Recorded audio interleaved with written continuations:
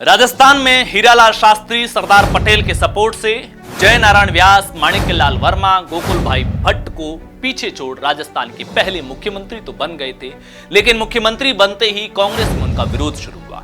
एक वक्त ऐसा भी आया जब प्रदेश कांग्रेस उनके मंत्रिमंडल के खिलाफ हो गई और उनके खिलाफ अविश्वास प्रस्ताव पास कर दिया। नमस्कार, आप देख रहे हैं पॉलिटिकल पंचायत की स्पेशल सीरीज किस्सा सियासी और आपके साथ मैं हूं हिंगलाज दान। आज के सियासी किस्से में आपको बताएंगे कि कैसे देश की आजादी के बाद बने राजस्थान के पहले मुख्यमंत्री हीरालाल शास्त्री अपना कार्यकाल पूरा नहीं कर पाए और कैसे उनको हटाकर उनकी जगह दिल्ली से आया एक ब्यूरोक्रेट बन गया सूबे का मुख्यमंत्री, सूबे का मुखिया।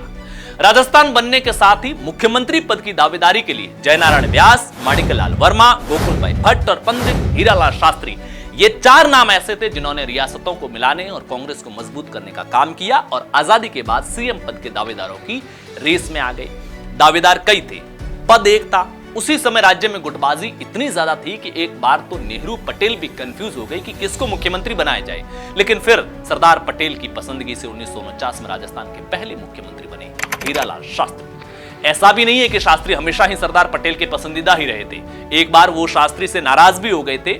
ये तब की बात है जब आजादी के बाद पहली बार राष्ट्रीय कांग्रेस के अध्यक्ष का चुनाव हो रहा था। उस समय जवाहरलाल नेहरू जेबी कृपलानी को अध्यक्ष चुनवाना चाह रहे थे और सरदार पटेल पुरुषोत्तम टंडन को, और इन दोनों में से शास्त्री गुट ने सरदार पटेल के विरोध में जाकर कृपलानी को वोट दे दिया, जो कि पटेल की नाराजगी का कारण बना। खैर, लौटते हैं शास्त्री के मुख्यमंत्री बनने के बाद होने वाले असर पर। शास्त्री के मुख्यमंत्री बनने पर माणिक्यलाल वर्मा, जयनारायण व्यास के साथ गोकुल भाई भट्ट मन मार के रह गए, जिसका असर यह हुआ कि उनके कार्यकाल में कांग्रेस नेताओं ने जबरदस्त विरोध किया और फिर यह विरोध आगे बढ़ता ही गया। शास्त्री सीएम बने तो कई बड़े नेताओं की आंखों में भी खटकने लगे। राजस्थान राज्य बनने के बाद शास्त्री के मुख्यमंत्री होते हुए जयपुर में एक उद्घाटन समारोह हुआ, जिसमें बैठने की व्यवस्था कुछ ऐसी थी कि आगे की कतार में राजघरानों के लोग और शास्त्री बैठे और फिर अगली कतार में अधिकारी और आखिरी कतार में कांग्रेस के कद्दावर नेताओं को जगह मिली। जयनारायण व्यास और माणिक्यलाल वर्मा जैसे नेताओं ने इसे अपना अपमान माना और नाराज हो गए। हालांकि बाद में शास्त्री ने इस पर सफाई भी दी, लेकिन दूरियां बढ़ाने का काम इस बात ने भी किया कि शास्त्री ने इन दिग्गज नेताओं की सिफारिशों से अपने मंत्रिमंडल में किसी को जगह नहीं दी। समय के साथ संगठन और सत्ता आमने सामने हो गए। मंत्रिमंडल के विरोध में उद्घाटन के 12वें दिन ही जयनारायण व्यास सहित वर्मा, गोकुल लाल असावा और मीठालाल काका ने समिति से त्याग पत्र दे दिया, जिसके बाद से कांग्रेस प्रदेश अध्यक्ष और मुख्यमंत्री को हटाने की मुहिम शुरू हो गई। हालांकि इसका कुछ हद तक जिम्मेदार मथुरादास माथुर को माना जा सकता है, क्योंकि जब जयनारायण व्यास, द्वारकादास पुरोहित और मथुरादास माथुर पर मुकदमा चलाया गया था, जिसके बाद में इन सबको बरी भी किया गया था, लेकिन माथुर ने दिल्ली जाकर हीरालाल शास्त्री सरकार के खिलाफ सरदार वल्लभ भाई पटेल के कान भरे।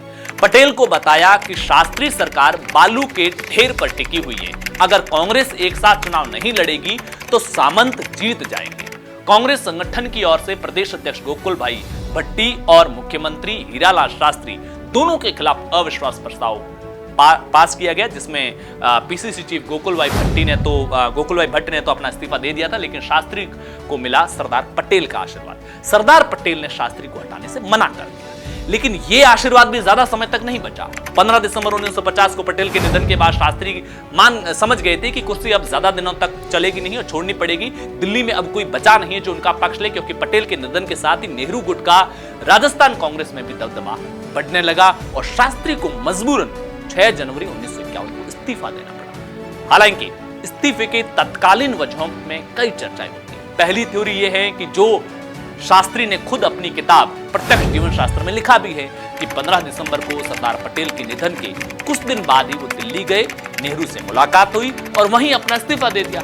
अब इस्तीफा दिया गया या लिया गया, ये बात स्पष्ट नहीं है। दूसरी थ्योरी जो बीएल पनगड़िया ने अपनी किताब राजस्थान के इतिहास में बताई है, वो थ्योरी ये कि शास्त्री इस्तीफा देने को पहले तो तैयार नहीं थे, लेकिन उस समय के राज्यपाल, जिसे अब उस समय राज प्रमुख कहा जाता था, उन्होंने दिल्ली के रियासती विभाग से आदेश मिला और राज प्रमुख ने शास्त्री को पद से हटाने की धमकी दी, तो फिर शास्त्री के पास इस्तीफे के अलावा कोई विकल्प बचा नहीं था और आखिरकार 5 जनवरी को मुख्यमंत्री के रूप में उनकी ये यात्रा खत्म हो गई। ये वो वक्त था जब मुल्क आजाद हुआ था। जाहिर सी बात है, लोकतंत्र बचेगा या नहीं, जिनको सत्ता सौंपेंगे वो सत्ता संभाल पाएंगे या नहीं, और राजशाही से आजाद हुई जनता के लिए लोकतंत्र कितना कामयाब होगा, इस पर भारत के लोगों की नहीं पूरी दुनिया की नजर थी। तो राजस्थान में पहले मुख्यमंत्री के इस्तीफे की खबरों को अखबारों ने भी पर्याप्त कवर किया।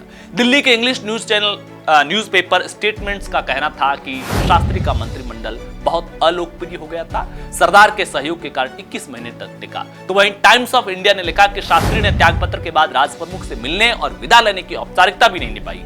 शास्त्री के बारे में इस तरह की बातें भी चलने लगी कि नाराजगी में शास्त्री ने व्यास और वर्मा को नर्तक और रसोइया भी कह दिया था। हालांकि बाद में शास्त्री ने कांग्रेस भी छोड़नी चाहिए। माणिक्यलाल वर्मा मनाने गए लेकिन माने नहीं, अपनी खुद की पार्टी बनाकर कांग्रेस के खिलाफ चुनाव लड़ना भी चाहा। हालांकि कहीं से कोई आर्थिक मदद नहीं मिली, जिसकी वजह से वो कांग्रेस में ही रुके रहे। इधर शास्त्री के इस्तीफे के बाद CS वेंकटाचारी जो एक ब्यूरोक्रेट थे, उनको राजस्थान का मुख्यमंत्री बनाया गया। हालांकि वो भी लंबे वक्त तक नहीं रहे, क्योंकि प्रदेश कांग्रेस में उनका भी विरोध हुआ कि लोकतंत्र में सत्ता जनता के चुने हुए प्रतिनिधियों के पास में होनी चाहिए, और वेंकटाचारी को सिर्फ 110 दिन के बाद ही इस्तीफा देना पड़ा और नेहरू के प्यारे जयनारायण व्यास सूबे के मुख्यमंत्री बने। हालांकि शास्त्री के हटने और व्यास के CM बनने की यात्रा इतनी भी आसान नहीं थी। शास्त्री के बागी तेवर, व्यास से टकराव और क्या कुछ उसके बाद हुआ, बताएंगे किस्सा सियासी के अगले एपिसोड में। तब तक के लिए नमस्कार।